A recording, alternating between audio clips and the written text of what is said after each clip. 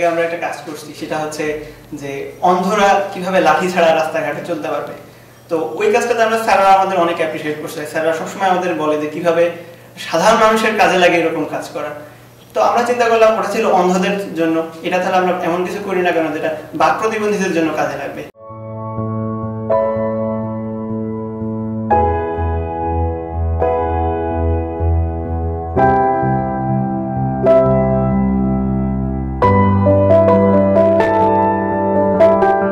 তো আমরা এখন দেখি যে কিভাবে ডেমনস্ট্রেশন করা যায়, যে এগুলো কিভাবে কাজ করে। আমরা একটু রিয়েল লাইফ ডেমনস্ট্রেশন আগে দেখবো আর কি।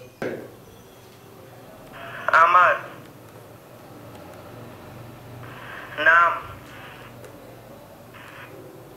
রাশেদ। আমি ভালো আছি। আপনি কেমন আছেন?